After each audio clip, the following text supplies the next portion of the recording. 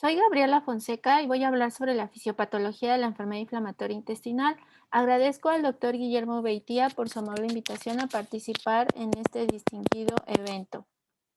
La fisiopatología de la enfermedad inflamatoria intestinal es desconocida, sin embargo, se han planteado múltiples factores como son los ambientales, los genéticos y los inmunológicos, que en combinación van a favorecer el desarrollo de la enfermedad inflamatoria intestinal. En condiciones normales tenemos un estadio de tolerancia y de inflamación controlada. Algunos agentes ambientales, como pueden ser las infecciones persistentes, la exposición a drogas antiinflamatorias no esteroideas, la dieta, el tipo de hábitos alimenticios también, van a interactuar y van a generar una reacción que puede ser una inflamación aguda en el intestino. Este agente etiológico normalmente es eliminado y tenemos una condición de homeostasis donde el organismo llega a bloquear o a contener este agente etiológico persistente y por lo tanto tenemos un intestino completamente sano. Por alguna razón, en un agente etiológico persistente en un huésped genéticamente susceptible va a favorecer que el estado inflamatorio sea crónico con una pérdida de tolerancia inmunológica. Es decir, que posiblemente nuestro intestino deje de responder ante antígenos desconocidos o propios y por lo tanto genere una respuesta inmune aberrante que va a establecer una inflamación crónica. Dentro de los agentes ambientales se ha descrito que el estilo de vida como el sedentarismo, infecciones persistentes por ciertas cepas como por ejemplo Helicobacter, Salmonella o algunas otras bacterias van a estar de forma persistente eh, en combinación con los estilos de dieta y el uso de antibióticos en un intestino genéticamente susceptible van a generar una respuesta inmune aberrante. Dentro de estos mecanismos inmunes que se han descrito en el desarrollo de la enfermedad inflamatoria intestinal, existe la autofagia, el estrés de retículo endoplásmico, la activación de linfocitos T y una disminución en la tolerancia periférica, que va a llevar a una pérdida de tolerancia inmunológica, donde se han descrito algunos genes candidatos como son el NOR2 CAR15, citocinas reguladoras como son las células T reguladoras y moléculas como son la interleucina 10, la interleucina 35, que van a favorecer la tolerancia inmunológica. O también una respuesta proinflamatoria con la producción de mediadores bioquímicos proinflamatorios como son interleucina 6, interleucina 12, TNF-alfa, donde las células T efectoras como subpoblaciones de linfocitos Th1, Th17, Th2 van a estar produciendo de forma constante estos mediadores que van a generar una alteración de la barrera epitelial y todo esto en conjunto va a llevar al desarrollo de la enfermedad inflamatoria intestinal. Dentro de los factores genéticos, hasta la fecha se han descrito una gran variedad de genes, de vías que están asociadas con el desarrollo de la enfermedad inflamatoria intestinal. Por ejemplo, se han descrito mutaciones en el gen NOT2 CAR15 que participa en la detección de bacterias luminales y son parte de la respuesta inmune innata, así como también de procesos de eliminación de productos de especies reactivas del oxígeno, por ejemplo, la autofagia, pero también se encarga de eliminar elementos del estrés oxidativo y cuando estos no son desechados de forma adecuada se genera estrés del retículo endoplásmico, lo cual va a favorecer una respuesta proinflamatoria. También se han descrito mutaciones en genes de la vía de interleucina 23 en su receptor, en algunos factores maestros como son STAT3, JAK2, que van a favorecer que este estado inflamatorio sea crónico. También se han reportado mutaciones en los receptores de interleucina 10 que tienen que ver con los procesos de tolerancia inmunológica y mutaciones o defectos en genes que se encargan de establecer una adecuada barrera epitelial, por ejemplo, SM1, CDH1, LAM1, HNF4 alfa y GNA12. Por ejemplo, el gen NOT2 CAR15 se ha asociado a algunas mutaciones con la presencia o el desarrollo de enfermedad de Crohn. Esto es en regiones codificantes y esto es importante ya que estas mutaciones han sido descritas como genes candidatos o de susceptibilidad al desarrollo tanto de enfermedad de Crohn como de CUSI.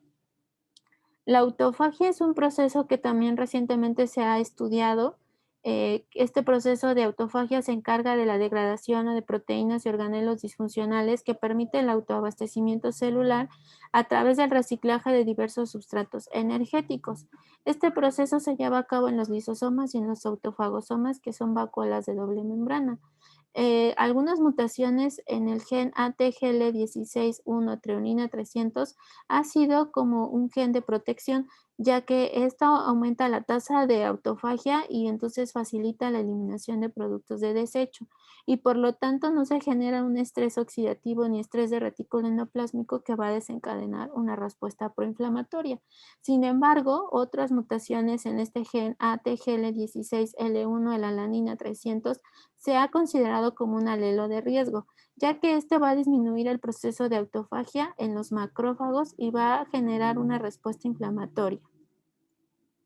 También se han descrito mutaciones en las proteínas que se encargan de controlar la barrera epitelial. En un estado normal, las células epiteliales del intestino van a estar unidas o se van a comunicar a través de uniones estrechas o proteínas interepiteliales. Esta va a facilitar que se mantenga una barrera epitelial y no se transloquen bacterias desde la parte luminal hacia la lámina propia. Sin en pacientes con enfermedad inflamatoria intestinal se han descrito mutaciones que afectan la estructura adecuada de estas proteínas de uniones estrechas, lo cual va a favorecer que las bacterias luminales se trasloquen hacia la lámina propia y se genere un estado inflamatorio crónico. Se han descrito moléculas candidatas como es el CRT, el receptor de creatina, el cual va a favorecer que cuando está produciéndose de forma adecuada en las uniones interepiteliales, se haga una polimerización de actina. Esto va a favorecer que se genere una red de células epiteliales muy fuertes con suficiente estabilidad en las uniones estrechas debido a esta polimerización de actina. Se va a formar una red de este tipo que va a impedir que las bacterias luminales se trasloquen hacia la lámina propia intestinal.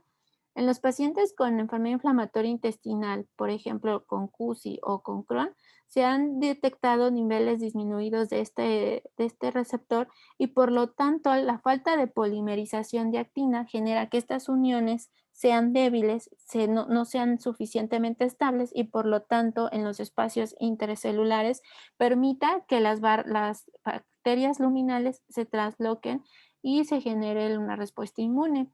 Además, han detectado por estudios de asociación del genoma y han hecho firmas de genes, sobre todo en genes del complejo mayor de histocompatibilidad, que hay un traslape o una como combinación de genes que pueden estar presentes tanto en enfermedad de Crohn, en CUSI, en cáncer de colon y en enfermedad celíaca. Y la mayoría de estos se pueden identificar en esta figura donde se han determinado que puede haber traslape con todas estas entidades.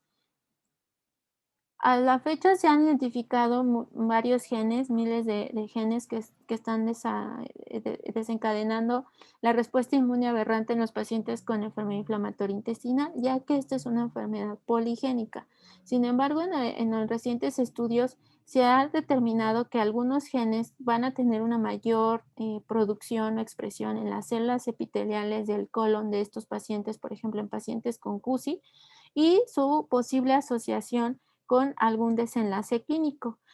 Hemos estudiado genes que tienen que ver con los mecanismos de autofagia, la respuesta inmune innata, el transporte de solutos, las vías del estrés oxidativo, diferentes vías de metabolismo como es el metabolismo de los carbohidratos, donde como pueden ver en esta diapositiva se asocia con algunos desenlaces clínicos tanto benignos como no tan benignos. Por ejemplo, la alta expresión de IRGM se asocia con una mejor respuesta al tratamiento con 5-aminosalicilatos. La alta expresión de FOXO4, que tiene que ver con el bloqueo o la atenuación de la activación de los linfocitos T, también tiene una asociación con la remisión histológica. Una mayor expresión del CTL4, que es un inhibidor de activación linfocitaria, también se asocia con un menor índice de la actividad histológica. Algunos genes, por ejemplo, una CLC26A3, que es un transportador de hierro, de sodio, perdón, se ha asociado que cuando este está menos expresado en las células epiteliales de colon, va a haber una mayor presencia de diarreas y un curso clínico más agresivo. Algunas moléculas que tienen que ver con el estrés oxidativo se ha visto que cuando estas se expresan en mayor cantidad en el epitelio intestinal, hay una mayor actividad histológica, una mayor edad, una edad más temprana al diagnóstico o también una presencia de la enfermedad antes de los 40 años. O sea que el estudio de estos genes o de estas vías inflamatorias nos permite identificar alguna posible asociación con un proceso fisiológico y un posible desenlace clínico. Dentro de los factores inmunológicos, bueno, son varios los que se han descrito en el desarrollo de la enfermedad inflamatoria intestinal. Por ejemplo, en esta imagen les muestro que tanto las células inmunes como no inmunes, como son las células epiteliales del colon, van a desempeñar un papel importante en el establecimiento de la respuesta inmune aberrante en estos pacientes, debido a que estas células epiteliales van a interaccionar con células inmunes como son las células presentadoras de antígenos, células dendríticas y también con células o microorganismos que se encuentran en el lumen intestinal y van a ser una gran carga antigénica. Nuestras células presentadoras de antígeno normalmente lo que hacen es detectar estos antígenos, procesarlos y presentarlos a un linfocito T virgen. Este linfocito T virgen, de acuerdo al microambiente en el que está rodeado, va a tener la capacidad de diferenciarse hacia linajes efectores y estos van a estar en cantidades que sean suficientes. Sin embargo, en la enfermedad inflamatoria intestinal se ha reportado que hay un incremento de poblaciones efectoras como por ejemplo linfocitos T cooperadores, TH1, TH17 y TH2, que son células productoras de mediadores bioquímicos proinflamatorios. Y estos a su vez van a generar un ambiente proinflamatorio que va a favorecer que las células B sean productoras de anticuerpos, en algunos casos de autoanticuerpos, como por ejemplo los ANCAS. También existen una subpoblación de células que son supresoras, como su nombre lo dicen, van a tratar de suprimir esta respuesta proinflamatoria de estas células y de estos mediadores o citocinas que están generando el mensaje de generar inflamación constantemente. Las células supresoras, como son los linfocitos T reguladores, TR1 o TH3, van a secretar citocinas como son interleucina 10, TGF-beta, también interleucina 35, interleucina 37, las cuales se van a encargar de contener este proceso. Sin embargo, en los pacientes con tanto en CUS y con la enfermedad de Crohn, se ha reportado que sí existen cantidades elevadas de estas subpoblaciones supresoras como un mecanismo de tipo compensatorio, es decir, tratan de eliminar o de bloquear el proceso inflamatorio de estas subpoblaciones. Sin embargo, no alcanza a ser suficiente o los mecanismos no son tan eficientes, por lo tanto no logran contener o atenuar el proceso inflamatorio. Por lo tanto, pues sí existe una desregulación tanto en los mecanismos supresores como efectores en los pacientes tanto con CUSI como en enfermedad de Crohn, por la vía de las poblaciones de linfocitos TH1, TH17, TH2 y de poblaciones reguladoras como son linfocitos T reguladores, TR1, TH3 y linfocitos B reguladores. En esta imagen les pongo algunos de los múltiples genes que se han asociado a 4 vías o mecanismos inmunes que se han descrito en el desarrollo de la enfermedad inflamatoria intestinal. Lo que les comentaba en un inicio, la pérdida de la tolerancia inmunológica, bueno, puede ser a través de la señalización de interleucina 10, el desarrollo y función adecuada de células T reguladoras, la señalización por el receptor de células T, los mecanismos de reparación del DNA, recombinación de las cadenas de inmunoglobulinas. También pues esto puede estar relacionado con una defensa inmune a nivel de la mucosa intestinal por diversos mecanismos como son la autofagia, que ya les hablé de ellas, que se encarga de reconocer algunas bacterias, la fagocitosis, procesos de migración y adhesión celular,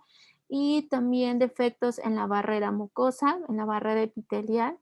a través de la baja o ineficiente producción de proteínas de uniones estrechas, la organización del epitelio, etcétera. Y también hay otros mecanismos que son como recientemente estudiados, como es el metabolismo de los ácidos nucleicos, señalización y coestimulación, procesamiento de RNA, activación de vías del inflamosoma, defectos en señalización en puntos específicos de algunas vías de detección de microorganismos por las células inmunes innatas. Y bueno, todos estos son factores tanto genéticos como inmunológicos que, como pueden ver, están relacionados con el desarrollo de la enfermedad inflamatoria intestinal.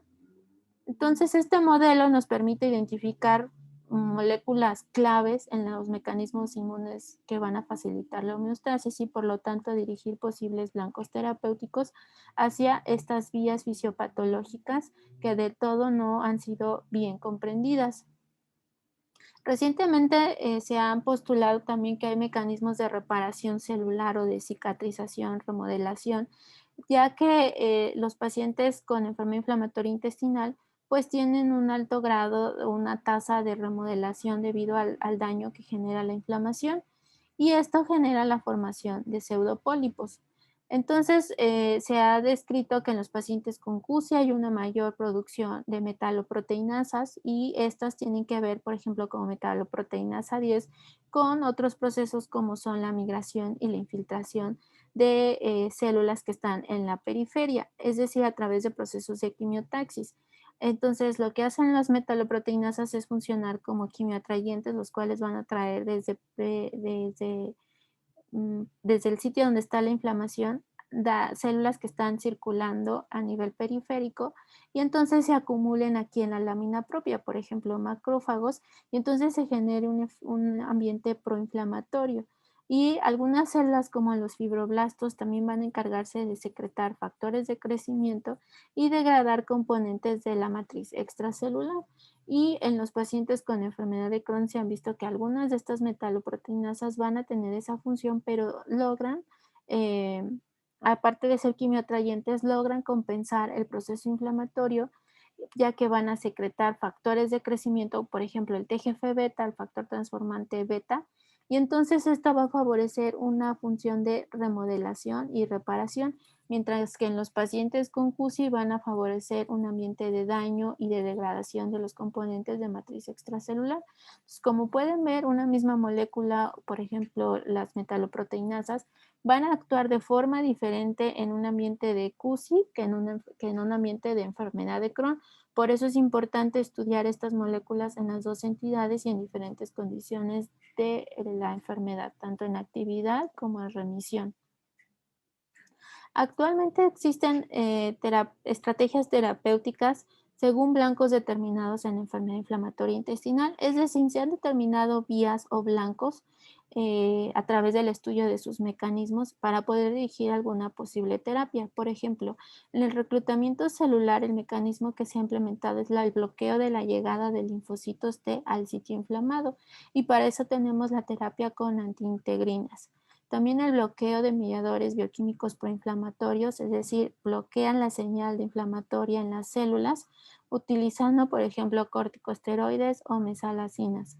También la interacción entre el linfocito T y su célula presentadora de antígeno, lo que les comentaba de las vías de activación de linfocitos T. Para eso se usa la satioprina o el metotrexate. También los blancos pueden ser los mismos antígenos, por ejemplo, los microorganismos, la eliminación del patógeno y la reintroducción de bacterias beneficiosas. Es decir, el uso de antibióticos, probióticos y del trasplante fecal se ha postulado como una posible terapia para el manejo de la enfermedad inflamatoria intestinal. Sin embargo, estos no han llegado a ser tan eficientes, ya que, como pueden ver, existe una gran influencia del componente genético y del componente ambiental y también del componente inmunológico. Por lo tanto, esta estrategia pues no ha sido tan eficiente. Pero sí el bloqueo de receptores de membrana de citocinas, es decir, las citocinas proinflamatorias se bloquean y las citocinas antiinflamatorias también se pueden administrar. Por ejemplo, las terapias más recientes pues es el anti-TNF o el anti-interleucina 23 que van a bloquear las señales de estas citocinas proinflamatorias y van a generar nuevas terapias como es el infliximab, el anti-TNF o el ustekinumab que es anti-IL-23. También se han descrito como blancos terapéuticos el estudio de los mecanismos del aumento de la barrera epitelial y sus procesos de reparación. Hasta ahorita todavía no hay una posible terapia, pero bueno, se están estudiando estas proteínas para poder identificar un posible tratamiento. Dentro de los factores ambientales, se ha descrito que el estilo de vida, como por ejemplo el tabaquismo, el tipo de dieta, la apendicectomía, van a tener una influencia en el desarrollo de esta enfermedad. También el uso de anticonceptivos orales, de AINES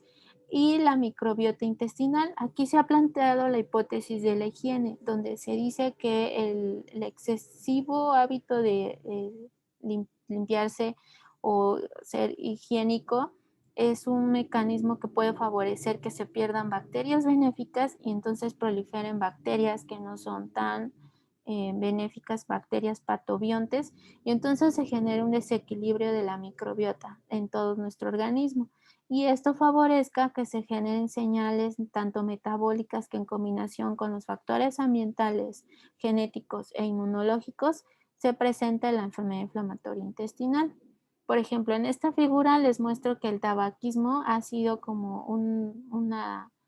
mecanismo interesante fisiopatológico, ya que en enfermedad de Crohn parece tener una función de riesgo o proinflamatoria, y en los pacientes con CUSI puede ser como un factor protector. Sin embargo, esto es muy controversial, ya que no existe un mecanismo claramente descrito de cuál es el efecto del cigarro en la inmunidad innata o en los mecanismos inflamatorios de la enfermedad inflamatoria intestinal. Y por ejemplo, aquí se ha visto que en esta gráfica les pongo que los monocitos van a secretar algunas enzimas que van a favorecer que los macrófagos se diferencien hacia el tipo M1 y que estos son macrófagos proinflamatorios y secreten y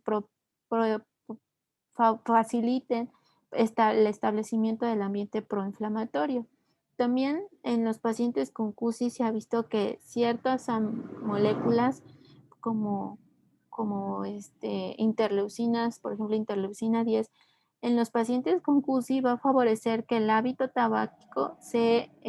genere un ambiente antiinflamatorio a través de la diferenciación no hacia el tipo M1, sino a la diferenciación M2 y por lo tanto genere un efecto antiinflamatorio. Y también la dieta, bueno, es un factor súper importante para el desarrollo de enfermedad inflamatoria intestinal. Se ha visto que la dieta en sí no nada más va a generar un efecto en la presencia de la enfermedad, también tiene que estar en combinación con otros factores como los que les mencionaba, genéticos e inmunológicos, así como modificaciones epigenéticas. Esto quiere decir que son cambios que se van a ir induciendo del ambiente hacia nuestro genoma y se van a ir acumulando conforme a nuestra vida vaya pasando. Y estas modificaciones epigenéticas en combinación con la dieta, el tipo de microbiota y el estado de tolerancia inmunológica van a favorecer el desarrollo o presencia de la enfermedad. Por ejemplo, se ha visto que las dietas saludables, pues, por ejemplo, alta en fibra, en ácidos grasos de cadena corta, vitaminas, antioxidantes, pues van a favorecer que las células epiteliales intestinales pues estén con una estructura adecuada y haya un proceso de atenuación de las respuestas inmunes inflamatorias. Pero, sin embargo, cuando existe una dieta de tipo occidental con una alta en proteínas animal, baja en fibra, con alto contenido de grasas, de ácidos grasos de cadena corta, por ejemplo, los omega 6 y altos en carbohidratos, va a favorecer que estas uniones estrechas, las uniones interepiteliales,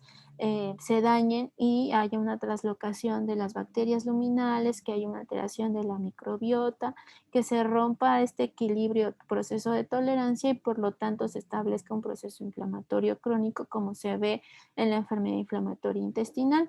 Entonces, bueno, la dieta también es importante porque se ha visto que esta también va a influir en la microbiota intestinal. Por ejemplo, el consumo alto en fibra va a generar un perfil de microbiota que sea más benéfica con bacterias probiontes y esto se va a lograr a un microambiente rico en ácidos grasos de cadena corta como son el butirato, el propionato y el acetato, que va a estimular que las células epiteliales del colon secreten una mayor cantidad de moco y por lo tanto la capa o la barrera epitelial sea estable y entonces estas células epiteliales tengan una rica producción de, por ejemplo, interleucina 10, de, hay una gran cantidad de células T reguladoras y por lo tanto tengamos un efecto antiinflamatorio. Pero esto se logra a través de la dieta y la interacción con las bacterias luminales. Cuando se pierde este equilibrio, entonces se genera un estado que se llama disbiosis intestinal,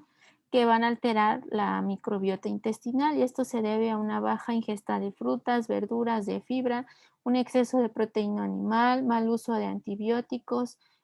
también los hábitos como son el sedentarismo, pues pueden generar obesidad y sobrepeso, una baja ingesta de fibra y el estrés. Todo esto en combinación con un organismo genéticamente susceptible, una respuesta inmune aberrante frente a comensales no patógenos van a generar un estado inflamatorio crónico del intestino. Por ejemplo, aquí en esta imagen, bueno, es como una integración de todos los factores que les he mencionado, tanto la dieta, el uso de antibióticos, la genética, el estrés, el tabaquismo, el uso de alcohol, pues van a alterar la diversidad y riqueza de las bacterias simbiontes y patobiontes, y entonces esto va a generar una respuesta más inmunogénica, es decir, más proinflamatoria, con una resistencia a la colonización de bacterias simbiontes, lo cual va a generar una respuesta inmune aberrante y un metabolismo inadecuado o que va a generar que se rompa la integridad de la barrera epitelial y la respuesta inmune de mucosa sea aberrante y por lo tanto se dañe algún órgano o algún elemento del tracto gastrointestinal, en este caso pues el intestino. La microbiota, pues, se sabe que es, muy, tiene una gran carga antigénica en el intestino y, bueno, se han descrito que algunas bacterias van a también generar un efecto epigenético, es decir, van a modular o van a generar cambios en nuestro genoma, esto a través de la secreción de microRNAs, los cuales van a funcionar como mensajeros y van a establecer estados de regulación o de inflamación. Por ejemplo, estos microRNA se ha visto que cuando están aumentados, por ejemplo, el MIR455 va a favorecer que se secreten por células inmunes algunos mediadores bioquímicos proinflamatorios como son interleucina 23 o interleucina 12. Y también, pues esto es importante ya que somos una interacción tanto de las bacterias como de los mensajeros o sí, modificaciones que ellos van a producir sobre nuestro genoma y eso va a establecer un estado de inflamación que puede llegar a ser crónico. El rol de la dieta ingerida y su relación con los procesos inmunes y la microbiota en la enfermedad inflamatoria intestinal. Bueno, aquí esta diapositiva es como la relación de la inmunidad con la microbiota. Por ejemplo, en las células calciformes, que son las células productoras de moco, van a tener una alteración cuando hay una dieta rica en azúcares y grasas de emulsionantes y va a haber una pobre ingesta de fibra. Esto va a dañar la mucosa intestinal y las células caliciformes. También hay una alteración de la permeabilidad intestinal cuando hay dietas ricas en grasas, un alto consumo de alcohol, dieta rica en gluten, emulsionantes y carragenanos. También se ha visto que hay una disminución de la eliminación de bacterias, por ejemplo, cuando hay una dieta rica en grasas, consumo de maltodextrosas o también se ha visto que hay una menor producción de péptidos antimicrobianos por los linfocitos T reguladores, por ejemplo, cuando hay una poca ingesta de fibra y alto consumo de grasas y dietas con gluten. Esta es la relación del tipo de dieta con el efecto a nivel inmunológico que va a presentar y también de la permeabilidad intestinal. Mm, Cuando la microbiota desequilibra su composición entre la cantidad de simbiontes y de patobiontes, pues esto va a estar relacionada con el tipo de dieta que se esté consumiendo. Y estos son algunos de los elementos o características como la dieta rica en grasas y azúcares que se han asociado con la disbiosis, así como también una mayor patogenicidad y la translocación de las bacterias luminales hacia la lámina propia. Bueno, eso sería todo. Muchas gracias por su atención. Gracias.